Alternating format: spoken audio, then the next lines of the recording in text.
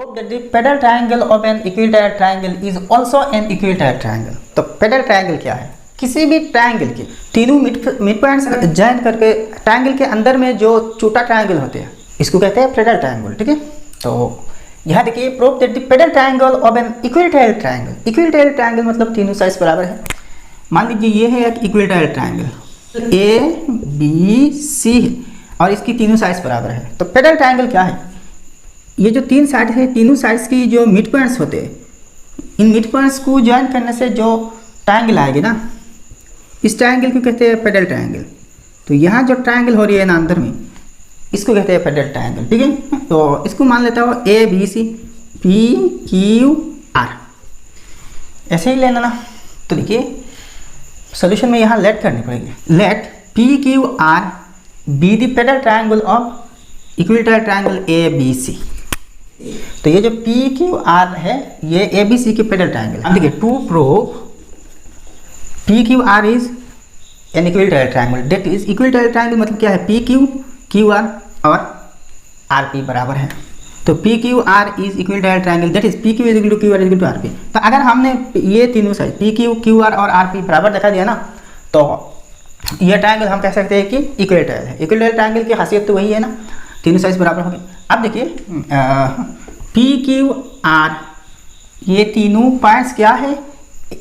B C P ये जो P है B C की और Q है A C की और R A B की मिड पॉइंट्स हैं।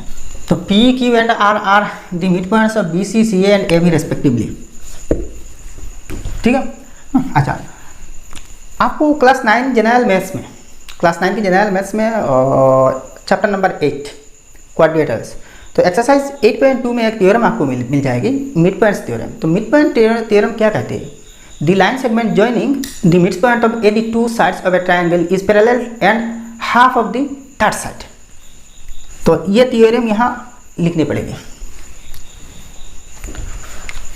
We know the line segment joining any two sides of a triangle is parallel to the third side and half of it. तो therefore आप लिख सकते हैं ये जो पी क्यू है ये ए बी के पैरेलल है और ए बी के हाफ है। तो P Q is equal to half of A B, half of A B.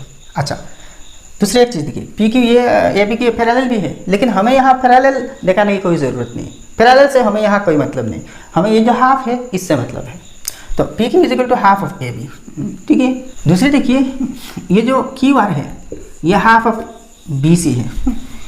Q R is equal to half of B C and ये जो आर पी है या फिर पी आर है ये हाफ ऑफ सी ए है।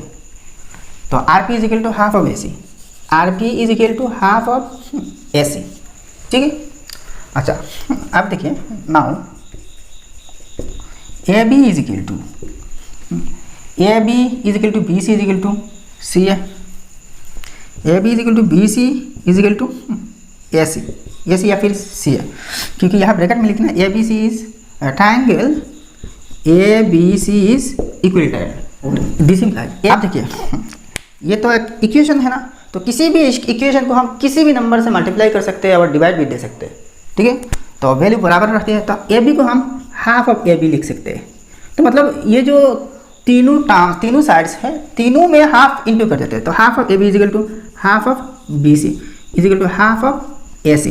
यहाँ मतलब क्या है? ए बी सी और ए सी बराबर है तो तीनों के हाफ भी बराबर होगी ना। तो इम्प्लाइज आप देखिए हाफ ऑफ ए बी मतलब क्या है? Half of A is equal to P Q is equal to half of B C is equal to क्या है? Q R is equal to half of A C is equal to क्या है? R P.